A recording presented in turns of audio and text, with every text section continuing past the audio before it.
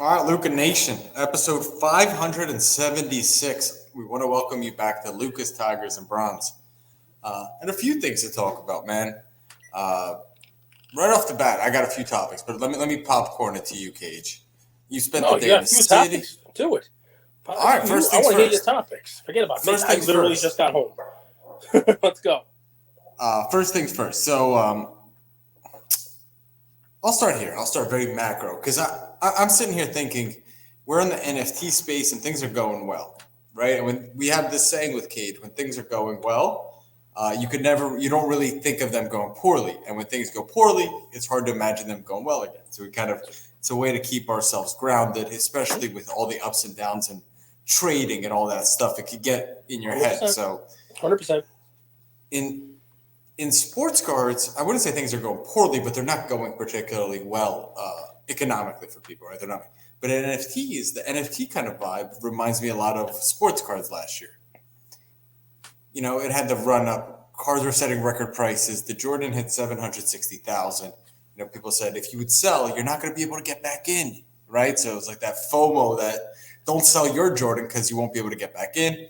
Here we are a year later, Jordan's still at record highs, but it's nowhere near that 760,000. So I'm curious, the NFT space also feels a little bit like that, where every day we're seeing these crazy, crazy runs, just like we were seeing them last year, Cage. In January, we were seeing cards hit insane record highs. I think there was a record LeBron sale last year, all that stuff. Do you have any take on the market? Do you have any take on what people should expect? How are you thinking about it? Because we know these bull runs don't last forever, and we know bear runs don't last forever. Yeah. What are you thinking about right now, economically speaking? No, I mean, the card market, it's pretty straightforward. I would implore people who are listening to take a good look at their collection and then take a good look at themselves. It's one of those look in the mirror for a second, right? And there's no shame in this, right? If you were somebody who came in chasing amazing, amazing returns, 10x, 20x, you name it, because it was here, right? I say this to Andrew, he gets very mad at me, but those kind of returns, Andrew explains it very well. He uses a phrase called price discovery. Those kind of returns, they come when there is price discovery, right? They come when no one is buying soccer cards. And then all of a sudden, people are buying soccer cards, and then everyone buys soccer cards. The people who get in it early were able to capture that huge return, right? Joe F1 Burrow cards right now. Joe Burrow that cards right is now. that is the difference, right? So, and why I say take a look at yourself in the mirror, right? It's, do you want to put in the work, right? If you go back literally to the week last year that Joe Burrow hurt himself, we came on here and said this dude is a buy, but it's not going to be something that pays off for you next week, next month, or maybe it might even take more than a year. And here we are, slightly more than a year later. And if you had bought in and been patient, you would have good returns on your Joe Burrow cards, right? But that's difficult because that is based on the performance, the on-field performance of a specific player. You could say that the same investment in Justin Herbert at the same time, or after the season or beginning of this season, with him not making the playoffs, would not be the same, right? It's modern cards, you name it. Burrow is still playing and is now going to the Super Bowl, and Justin Herbert missed the playoffs. So it's a difficult. It's not just throw it dart. Well, anything runs. When there was price discovery, it didn't make a difference. If you had UFC cards and you were one of the first people to hold it, didn't make a difference. Whatever it is, UFC cards were not wrestling cards. If you were the market maker or early on it, you did fine. There were multiples there. Now it's more, you have to study. You have to watch the games. You have to prospect a little bit. You have to pick players and hope that you are right, or try to get the odds in your favor instead of just, all right, the hobby, it's going to move. It's going to move up. And here's the real little secret sauce here. You, at this time, it used to be you could just all modern, all prospects. Because if you put 5 prospects 2 years ago, 2 of them went crazy. Whether they were great or not, they went 10x. two of them went up a little bit, and the other one stayed flat, even though he was injured and hasn't played for 3 years, right? Because everything went up, and the rising tide lifts all ships, right? You didn't have to diversify. You were in those high risk because everything new went up. Now, you kind of have to mix in a little bit of the tide is just going to be steady, right? That could take some of your risk off. We talked about this yesterday, right? Some of the stuff that the on-field performance has done, believe it or not, Tom Brady is now going to fall into this category for the first time in, decades. He's going to fall into there's not much he can do on the field to impact his legacy. His legacy is now written. Folks like that, after they're out of the game for a little while, they become a more steady, slower climber as the market moves and evolves. If you go and take a look at a long enough chart, just like you look at the stock market, right? Any 10-year period, it's going to be up, right? The card market, if you look at Babe Ruth and you look at a chart and you look at it long enough, it's up. It might not be up 40, 50x in a year, like some of the other stuff. But that's how I feel about the market. I feel like, the collectors who have been here before the ups and the downs, they understand it. And you're going to see the part-time carders, the people who came in as investors and became collectors, they're going to have a decision to make whether or not this is worth the grind, whether they enjoy it enough to stay in it without, the ridiculous returns that were there, almost guaranteed. There are crazy returns. This is the other thing I say to you, whether it's NFT or sports cards. There's someone you can invest in today who in a year is going to be worth 10 times what he's worth now. In some sport, I don't know what it is. It's a tennis player who's going to, show up and take over the number one spot in the world. It's a golfer we haven't heard of. It's a race car driver who's going to push, Max and Lewis and start winning races. It's a wrestler who, is in NXT and hasn't come up into the big show yet, but is going to win WrestleMania. Or someone who's been out for a little while. If you're smart enough to not throw away your Ronda Rousey cards before she came into, the Royal Rumble this past week. The point is there are always going to be plays out there. It's just going to be a little harder for people to find those 10Xs. It's got to be somebody who's in it. And it's the same. You draw the correlation with NFTs. Some of our audience hates it, but a lot of the benefits that you get are from being in it, right? Being involved, seeing the news, watching the market evolve. It makes it a little easier to navigate the water. I don't know if that's what you're looking for. And understanding what moves the markets. It absolutely is. Next topic. This one you'll probably have something to say about. And this is one, it's not a good look. It's not a good look. It doesn't make me feel good because, and this is going to happen more and more as we kind of evolve. And by the way, any of you guys, some of you have reached out from Star Stock. If you are looking for placement, again, reach out. We're happy to help. But as we get to know more and more companies in the space, we're going to see this. And I love the guys over at Rally, but this weirds me out. All right, so are you ready for it? I'm ready. So when you invest on these platforms, right, Rally is the custodian, and if they get a buyout offer, they should have to bring it to shareholders, right? They do, right? They do. Don't they? Yeah. So I have a source who made a buyout offer on a LeBron Exquisite card for $42,000, $48,000, and then $62,000. They rejected the first two, and on the second, LeBron Exquisite, I'll pull the card up. On the second, they rejected the first two. The $62,000 one was over the weekend. They never responded. And then today, there was a buyout offer accepted. Okay. So it was on this card. It was a BGS 8 Upper Deck Exquisite. Here's the card. Go. I can pull up the gallery, but you see here, it was $56,000. You saw that, Cage? Yes. Here's more pictures. I could go back real quick. It was accepted for $56,000. Here it is. Here we go. New buyout offer accepted. 03 LeBron. Gross offer 64.7%. It doesn't say accepted. It says paused. Does it say accepted? I believe they accepted this offer. I'm pretty sure they did. But what is that green thing? What does that say? That shows you the card? Correct. So can you go back and I don't know if you can make it bigger. What does it say? It says they have an offer, right? That's right. So if your source offered more and this is still pending, won't they now field that new offer? You would think so. But they haven't responded to him.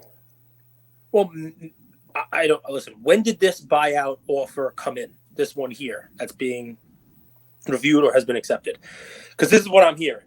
Someone made offers in the 40s that were not enough and were rejected out of hand. After they made the offers in the 40s, someone else made an offer here in the 50s, right?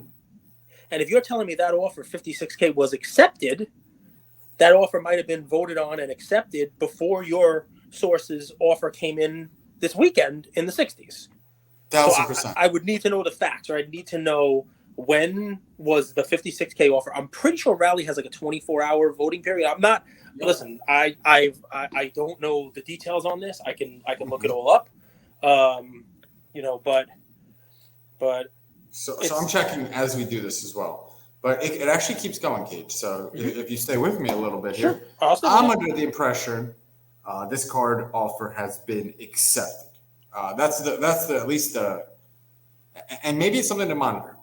But let me show you something. So let's assume not. We have this same card right here, Cage, 73,000 with buyer's premium of 61,000. That's golden. When did it end? It's still on auction. Okay, 4 days left. BGS 10 with BGS an 8, 10 auto with an 8. So and the one on Rally is also same 8 with a 10 auto. Correct. Same exact card.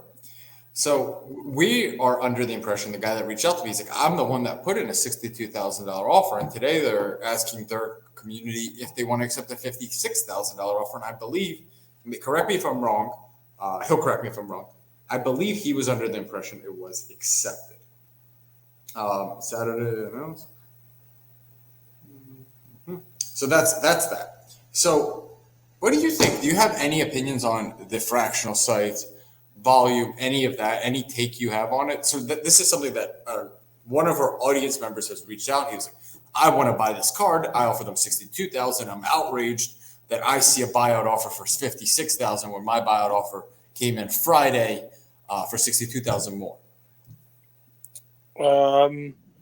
Well, a couple things. Number one, again, need to know all the facts on these things, 100%.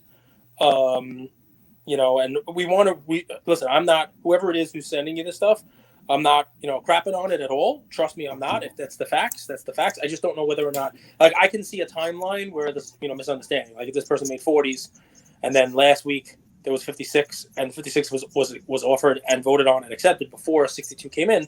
That's what happens.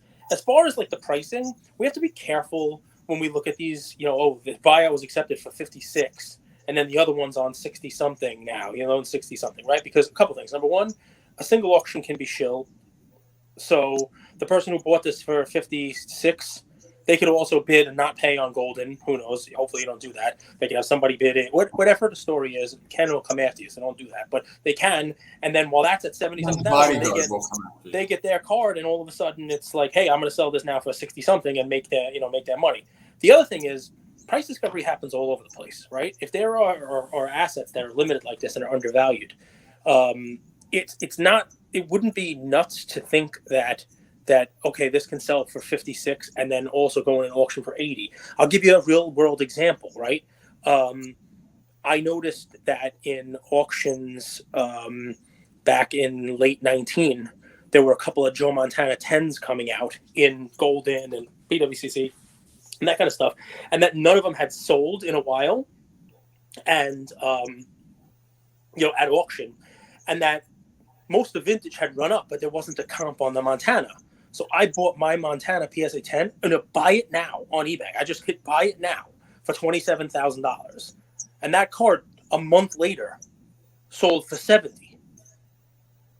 So it happens, right? Especially on a card like this. Yeah, well, I don't know what it's worth now. It ran and then it came down. Remember, that was right before the big run up, the first quarter of 2021 or whatever the story is, right? So you understand Q1, Cage. Q1s have always been good to you, huh? Q1's the best quarter ever. Top Shot Q1 NFTs right now are doing well. Sports cards in Q1. Yeah, man. I mean, I definitely have no complaints about Q1 is a good quarter. I should lock all my Q1 profits in, but normally what I do is I spend Q2, 3, and 4 giving it all back. We need to get a vacation, a 9-month vacation, a 3-month workload. It happens. So, I mean, listen, one, you know me, man. I'm careful to a T, probably to a fault. If people are going to listen to this and be like, Cage, come on, cover your ass, Cage. You know that that we are sponsored by Collectible. We do a fractional report for them on Sunday. We're going to be at the Mint Collective as well, and we're talking, now about Rally. I think if Collectible were here, they'd be saying to us, guys, the whole fractional space. We are one of those guys that like the whole space has to do well, and we'll do well. If Rally does well, we want them all to do well, and they probably would also say that this is a fact pattern that happens. There are multiple buyout offers that come in. When buyout offers come in too low, we can reject them out of hand. When we have a voting period, and unfortunately, sometimes we get offers in after something is voted on. I'm sure that stuff happens. And while it sucks, it happens. As far as fractional, the market goes, something like this, really. And I'm trying to pull it up on my iPad here, but it was dead. I'm trying to. I don't know if you can pull it up, but I'm sure the most recent is at 61,000 with 4 days left. Right, but they didn't bring the offer of 62,000 that are community. Forget about the 62 offer for a second, right? Okay. What's the status? What's the status? Because it's easy to find this out. Go on Twitter and pull up Rally Road's Twitter and see what the most recent tweets are. Not the pinned one. See the most. It'll probably say buyout offer has been received on this card, right? Of 56,000. Or it'll say buyout offer accepted of 56,000. I'm sure it's right there on Rally Road's Twitter. If its buyout offer has been received, right, then you would think that the voters who are getting this now will know that this is now trading in golden for 20% more and maybe not accept this buyout offer. You're going too far down. It's not here, Cage. What do you want me to tell you? It's got to be. It's not here, Cage. What's what I'm trying to tell you? It's just on Rally Road here. Okay. I'll be right back, folks. You can hear me, I think, right?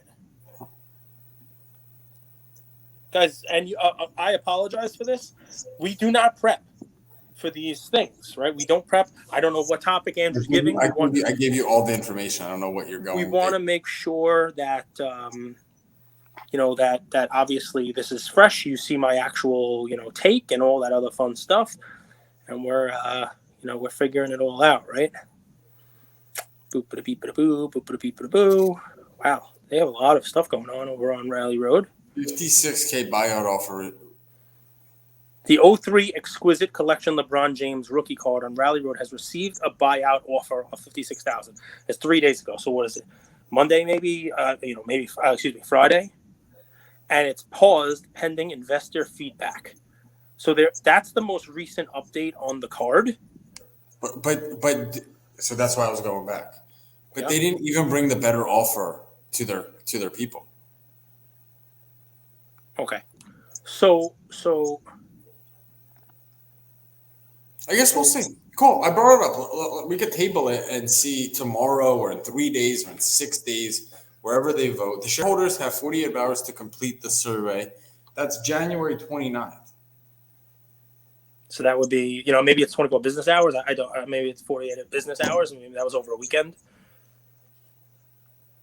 Okay, we'll see. So you see the one below. It says buyout approved, right? So let's reserve judgment on this.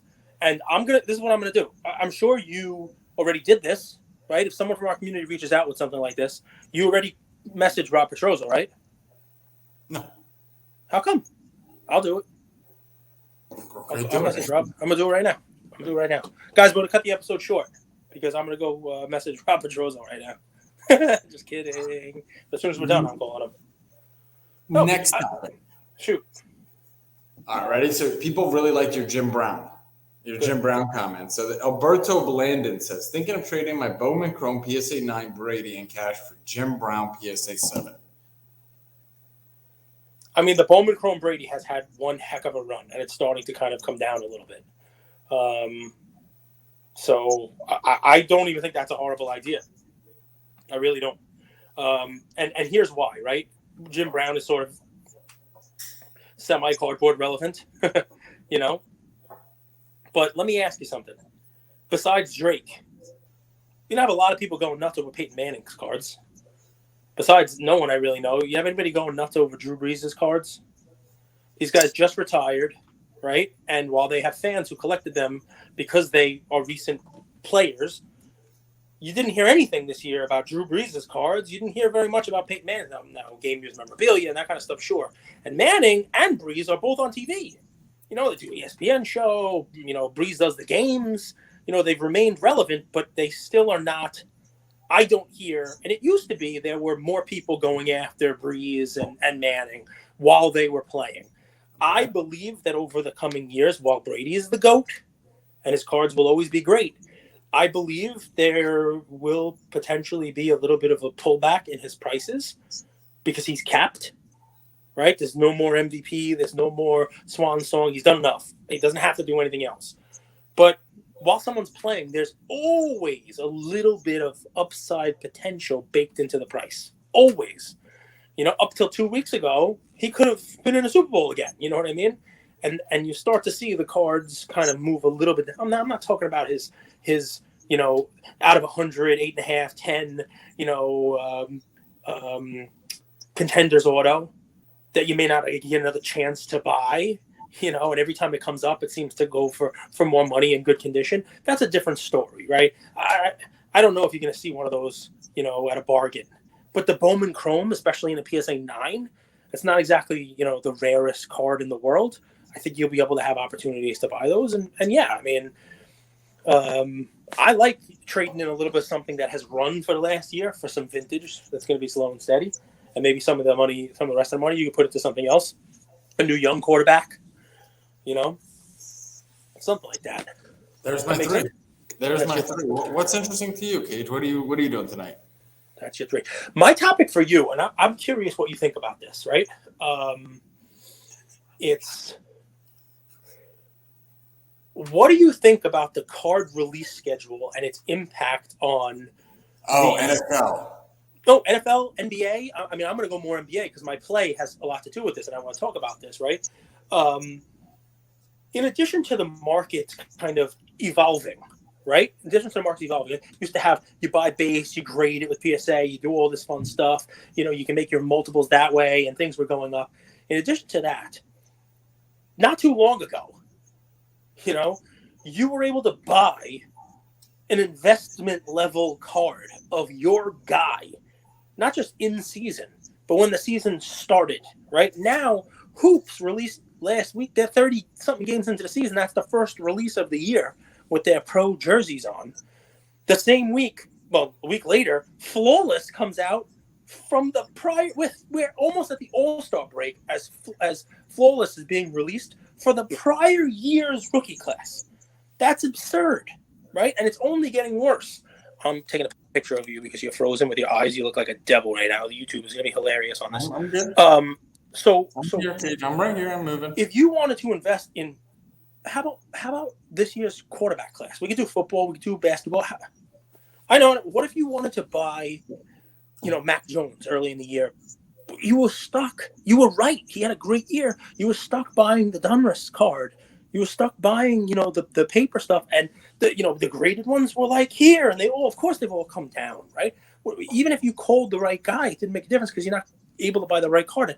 And I think it's really having an impact on the prospecting, the fun of the hobby. I want to know your take, right? Like you called Evan Mobley as like a stud rookie this year, right? You're going to wait until halfway through next season to buy his Prism card? Because right now the release schedule has Prism coming out basically next year. The secret's out at that point. In baseball, yeah, I mean, the whole thing is prospecting, right? You guys talk about a lot of baseball's prospecting. Why is that fun? It's because you're early. It's actually before they even play Major League Ball. So being able to call your horse out of the gate is way easier than calling a winning horse already, with 100 yards left in the race, but they've already ran 900 yards. Listen, let me get my play, and you tell me, because it's exactly on this, and you tell me what you think, right, and how the release schedule stuff impacts that, right, because it's exactly on this. Because I'm going to give a guy, but it's harder to give a card. We should give more WNBA plays, kid. Well, I have some WNBA like wax over here, a little Prism blaster. If you want to open, maybe we'll open it on whatnot. But here, it's an NBA rookie from this year.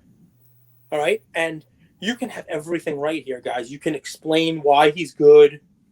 Explain why. Scotty Barnes is a boss. I like Scotty Barnes, but it's not Scotty Barnes because there's an extra little wrinkle here in my play. But I can't tell you to go out and buy his Prism cards. I can't say go buy a color match or go buy a silver or go buy a blue or a red because, to be honest, I have no idea when those cards are even coming out. And by the time they do, the reason I'm telling you to buy him now will have already materialized and it will be too late. So you know why I think it is, by the way? I think many businesses in the hobby, they want to be jack of all trades instead of kind of an expert of one. And I think Panini is a great example of that. I think they're actually the epitome of that, of never getting really good at any one thing, but just being okay enough to sustain their business. And you see it like Panini Digital, Panini NFT, they're not putting full force into that. So it has potential, but it doesn't win because there's not enough there. Yeah. Same with their products. They have some decent products. Flawless is beautiful, but they can't even get the release schedule on time. So what are my thoughts? My thoughts are exactly everything you said. But I'm glad there's a changing of the tide, not because I think necessarily the changing of the tide is going to be better, but at least it has potential to do things different because the way things are done now is very piss poor for what the customers want. The customers want a prospect. They want to have a chance to buy your pick their guy. That's my guy. Remember? That's what got left over. Who was your guy? Cade Cunningham? So I'm going to ask for your help on like what kind of play. Would you go Panini Digital with this guy or would you go? So here's why. I think this guy's good, but I'm leaning into the fact that I think he's going to have an amazing second half because of usage. He's already a top 5 rookie in the league right now, top 5 rookie. But I believe his numbers get even better. Again, because of usage. And that is a key, right? So I made money on Devontae Graham, even though he was a 38-year-old rookie, undersized, right? Because he was on a team that needed him to score. They didn't have LaMelo yet. Rozier was a little injured and, sometimes can't hit the side of a barn with the ball. Their young players, Miles Bridges, those guys hadn't stepped up yet. Devontae became kind of the de facto scorer. You have to look for those kind of opportunities, but what's tough is even if you find it now, I'd love your help to tell me what Chris Duarte cards I should be buying. Is it the Hoops rookie? Is it the Flux card? Now, this guy's averaging 13 and change per game, bunch of rebounds, bunch of assists, just had a great game against Golden State, beat them in overtime, dropped 27, right? Kept pace with Steph, had a great game, scrambles, gets on the floor, does his stuff. But I believe that for the second half of the season, he's going to average 20 points a game. That's right. A rookie averaging 20 points a game. Even though he's averaging 13 and change now, that's a big step up. Here's why. Karis LeVert, Domantas Sabonis, I believe both going to be traded. Indiana is awful. And they are one of 2 teams, them, maybe the Houston Rockets, that are basically putting all of their chips on the trading block, right? And that's a lot of scoring. That's most likely not going to be on their team, which opens up that cavernous hole of who's going to score. And I believe this is the answer. Somebody's got to score. This is Kevin Porter Jr. last year when there was legit nobody else on the team, right? If you put these guys on a G League team, like Dwayne Bacon scored 50 or 60 in a G League because there's nobody else to fill the basket, same thing here. It doesn't mean he's fantastic. I believe he actually is. But I believe when you add in the fact that this is a good rookie, a good young player, scrappy, checks all the categories, checks all the baskets, when he has the usage that I think he's going to have in the second half, his numbers are going to be great, and he's going to be in the running for Rookie of the Year. But what do I buy? A Hoops card? I don't really want a Hoops card. They suck. Hoops Hot Rookie Signature, Flux Signature. You can buy his, if you go sort by the highest, the Flux 1-of-1 auto, like the actual 1-of-1 auto of him, is under $1,000 or best offer if you sort by highest price. Because I did. I mean, I try to research for these shows. You go by highest price. Are you just in auctions? My play would be to go. There, that's right there. The Flux auto 1-of-1. This is Oregon. Yeah. I mean, that's the most expensive card, and it's a college. So what do you do with that? I mean, I don't want to buy a college card of him, even though it's a 1-of-1. My play would be to go message Josh Luber and in his last post put release schedule, nothing else. And do you buy Panini? Everyone huh? Do you buy Panini Digital? No, I think Panini Digital sucks. I'm sorry, Mount Rushmore cards, dude.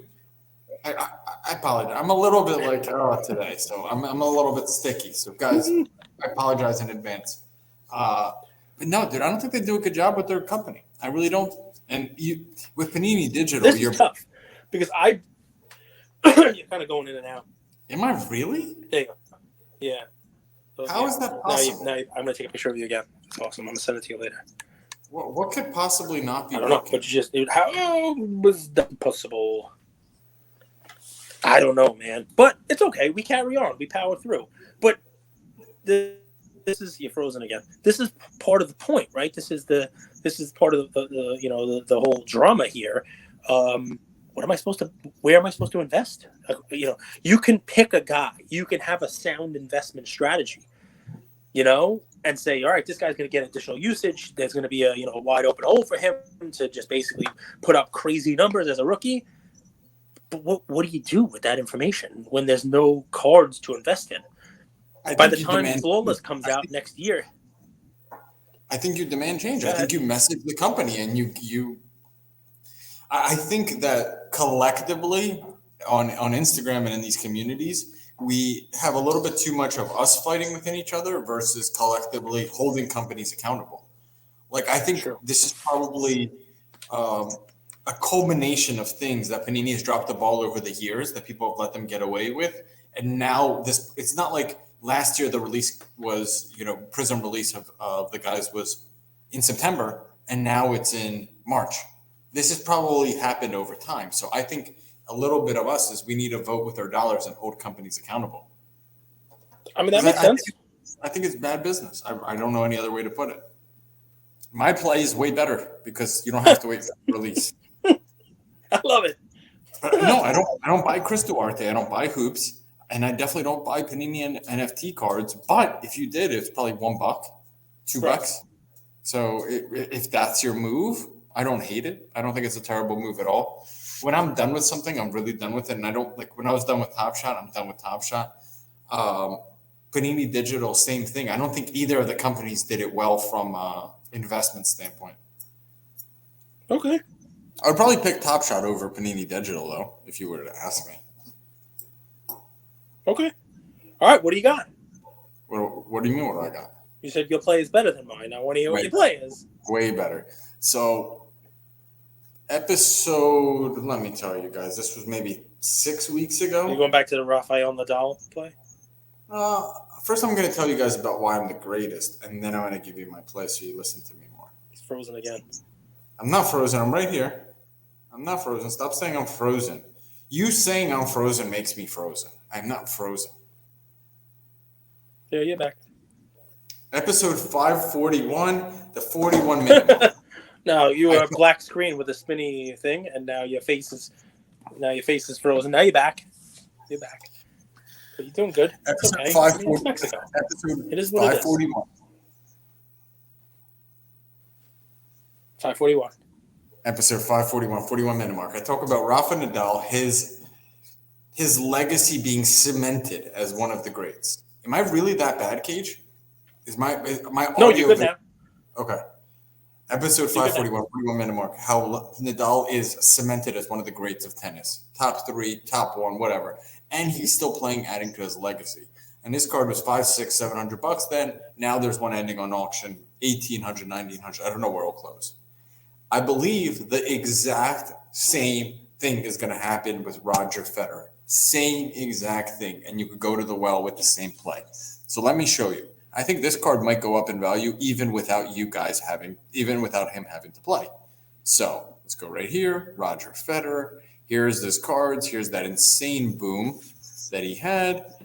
Up to $9,000. I don't know who was buying that card last year. Dude, if you guys want to see what the NFT market looks like, this little chart right here is what we're living through in NFTs. But in cards, we're not. So we have this insane boom, $9,000 last year. The card we're looking at is the 2003 Net Pro Elite PSA 10. Now it's $1,590, 9,000 at $1,590. What has he done? The guy's a GOAT, the greatest of all time. No one is swaggier than Fed. If Fed is swaggy, Rafa is the heart. You know, Rafa's the bull. Fed is, I don't know, what's a very elegant animal? A giraffe. Okay. But look at his card price, $1,590 right now. And Rafa already is selling for more than that. And Rafa's probably going to sell in the $2,500 range for this card. Now, Fed isn't retired. Fed's going to play again. He's probably going to have one or two more tournaments. I'm assuming he comes back for Wimbledon because that's always his surface. He had knee issues, the grass, it makes it easier. You could buy this card for $1,590. It's a long-term hold. This is the Brady of the sport. Brady Manning. Imagine what happens to both of their cards if they meet in the Wimbledon final. Forget about it. You know, as I say, forget about it. Forget about it. Forget about it. Rafa, 6 weeks ago, episode 541, 30 episodes ago, less than 6 weeks ago. Rafa and Roger Federer, episode 576. I'll see you guys in July when he's back for Wimbledon. We'll have another conversation, ladies and gentlemen. I like Federer. Yeah, who doesn't like Fed? I like him. How much of the comp, though, on Nadal is the recency bias? You know, it's one auction, it's one day. What does Card Ladder have Nadal at by comparison? Tell you right now, Rafael Nadal, right? Do they not have any Nadal cards, or am I spelling his name wrong? They don't have Nadal cards. I don't know what you want me to do. I don't run these companies. It's interesting, man. It's interesting stuff. It really is. All right. Well, listen, I like the tennis stuff, but that's a heck of a spike. The tennis is looking at one of those where now it's basically back. Those cards are back down to where they were before any of that run up. 9,000 down to 1,500. That's pro, not pro, not pro. Not heck of a drop. The Net Pro Elite. I'm gonna pull up a PSA 9 on all. Is the Net Pro Elite the same? The Net Pro 2000. Those are the same cards. They're numbered out of 2000. The one you pulled up is numbered. The back of the card is out of 2000. Yeah, I believe so. It's 1 out of 2000. Yeah. I don't think they're actually numbered out of 2000. They're not. Just as 1 of 2000. Yeah. I mean, here it is. The PSA 9, just to give you guys context, I can't find the 10. It was $250-ish. You know, before the tournament. Now it's $500, $495. So double the price. There you go. 100% it's recency. 100%. Same year, actually. Rafa. Doesn't mean it's wrong. I mean, he has now more majors than anybody else. I mean, it's, you know, this was a little bit of a, I don't want to say a surprise. I mean, he's a high-ranked player. But how many times has he won the AO? 2, maybe, I think. He struggled. He's a clay player, right? He was the beginning of his career. That was his thing. Like, he's going to win all the clay. He's going to win the French, right? Well, tennis knowledge from the fat guy. Memorizing is one of the easiest things to do. Remember in school they told us not to memorize? I watched him play. I mean, I know Nadal. He doesn't have the same head of hair anymore that he had when he came up. I remember when he came up. Great requires stress. This thing's going to be gone very soon, ladies and gentlemen. Mine just goes totally right. Cage is not stressed at all. He's beautiful. Yeah, this did not exist before I met you. I'm just going to throw that out there. What's the most stressful thing that I do? Oh, man. I don't know, man. You know, pick fights. I'm going to say that. Pick fights. For no reason, right? Yeah, pick fights is... Well, I would not say no reason. As a matter of fact, I mean, you pick fights, you have topics, and you kind of go after people, but I think I'd be hard-pressed to find one you did for no reason. I think you always have a reason. So... It's just an arbitrary reason. No, but you know what I told you a million times, man. I mean, like, I could quote Jay-Z. There's a Jay-Z quote for everything, right? We talk about, what they eat don't make me shit, right? Right? How about this? The wise man once told me, don't argue with fools because from a distance you can't tell who is who, right? So This that's is the fool. you become the fool. That's exactly right. Fool's Goldberg. Fool's Goldberg. I love it. Fool's Gold. Listen, I got a shout out. Man, I haven't fucking boxed in like 3 days. I'm trying to do box. something. You're boxing on Instagram instead. Let me give a shout out to the man I see out there living his best life. Shy Way Vlogs. Right? He went through like a metamorphosis. He like cut his hair. It's just Shy Way. Okay, Shy Way, right? So there is no vlog. And he's just in Hawaii. I mean, and with like thank you cards, like here I am. I'm in a card store in Hawaii. I'm I'm parasailing. I'm climbing a mountain. I mean, I love it, and I'm watching the story. I'm waiting, and he also leaves me hanging because he started this whole Hawaii trip with like, I just bought the biggest card I ever bought in my life, and then you'll see an update. I'm like, oh, let's see what the card is. Is it another kaboom? Like, what is it? And it's not. It's a picture of him eating. It's a picture of him, climbing a mountain, it's on a beach. Where's the damn card? Leave me hanging, man. Yeah. But, I mean, we are in a great time in this hobby, really. I mean, I love the folks who are in here. I love the community. Let's take a second and say Happy Lunar New Year to anybody who celebrates that. To anybody out there who doesn't realize Andrew and I have a competitive advantage against all of you. We thought forward enough to 576 episodes to the success we'd be having. We knew that while everybody else out there would be falling off the map, podcasts would be canceled. People would just stop doing it because no one can do the daily grind 576 episodes that we do. You know what starts today? The Year of the Tiger. Is that a fact? Year of the Tiger, my man. What was last year? The year of the dragon? Is the year we win. No, Dragon's in 2 years. I'm a dragon. I know that surprises you. Year of the Tiger. Mm-hmm. Lunar New Year today. Happy New Year to the folks out there. It's we got a cool comment on my post this morning saying either I win or I learn with a tiger in the background. And Spinatron came in there and said, great post on Lunar New Year with the tiger because it's Year of the Tiger. Check this out. Year of the Tiger, man. Yep. You see it? Yeah, that's it. Year of the Tiger. Fireworks? Yeah, cool fireworks. That's it. Happy Lunar New Year. And if you check out my post, man, I put it in there. I got the tigers. I got me, you. I got the tiger mask on, a little coin that says Year of the Tiger on it. And according to the Chinese zodiac, the tiger is passionate, follows their passion, but does it with ethics. I couldn't have picked a better 2 traits to describe Luca Nation, to describe the community we're building. Passionate, but above board. Love it. Happy Lunar New Year. Year of the Tiger, man. And alt buying their cards on eBay and listing them on alt.com. Dude, are you card porn? Are people just coming to you with like the rumors and you're just like, boom, hey, somebody came to me with this. I'm gonna talk about it today without doing any real research and put Cage on the spot. Are you card porn? I'm still not sure my role in the hobby. I'm not really a journalist. I'm more of a talker. Yeah, maybe I should evolve into being a journalist, but like, it makes me sad. I don't know. Listen, here's the thing, right? If somebody like that comes to us, right, we believe our audience. You give us the evidence, the whole 9 yards. But we now have a platform where if you think Alt's doing something or you think Rally Road's doing something, let's invite them on. You have to give people a chance, right? You have to give people, here's what we were presented with. What is happening? Tell us what happened. Give us the timeline. Let's hear it. People will come on, man. People will come, Ray. People will come. They will gladly hand you their money and stay for a while. Cage is more mature than me. I'm older than you. I have been kicked in the balls by life quite a few more times than you have. Well, it's like frustrating because I like some of these platforms. I like all of these platforms. Dude, you love Alt. I love Rally Road. But like, I love all the fractional stuff. It's amazing how far that space has come in the last 4 or 5 years.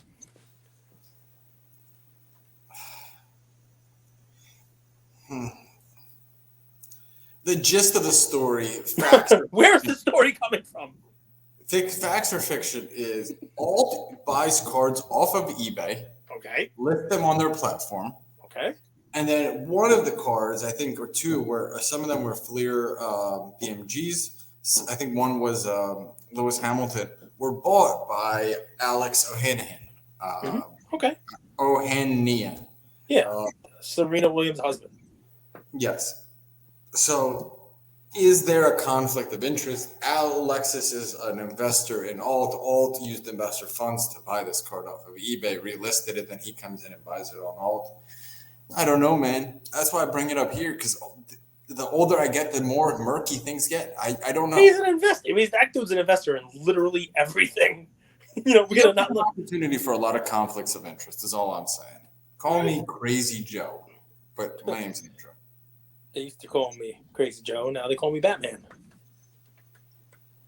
Who knows? That one? Different episode, different vibe. You guys could tell.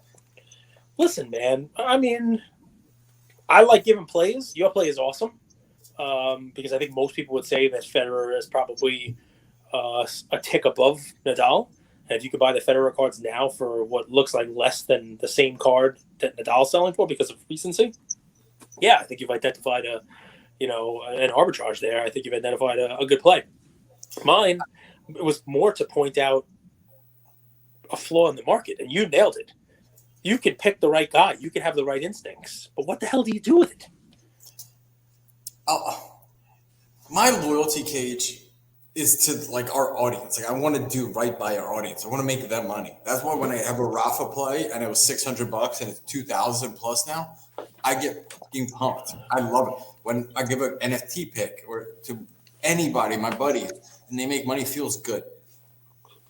I don't care about these companies. I don't run these companies. One day they'll ask me to be the CEO and we'll run it better. No, we care about these companies. Dude, we care about every single one of these companies. Can I finish? Yeah, go ahead.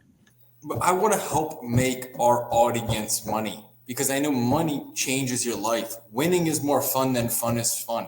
When you got money in your pocket, you could pay off loans. You could take your girlfriend out. You could go on vacation. You could take care of your mom. I've never really had money in my life. And when I started making money, I saw the confidence and the things that changed with it. First, you get the money, then you get the power, then you get the respect. It's what you need in life. So today, I'm excited because when I say I don't care about the companies, well, I'm very grateful to partner with SGC because we did our first 50 free sub giveaway. That already popped. It's graded. And on the way back to us, and there's awesome cards in there. I'll break the news. One of the cards on there is a Steph Curry Purple Origins. And it got a gold label. And what was cool about that was the guy who sent us that card DM'd me and said, this is the cleanest card I've ever subbed. So don't be out there acting all shady like, oh, did they hook it up? No, that was a beautiful card. And we got 50 free grades. So this guy. And there were 4s in the sub, by the way.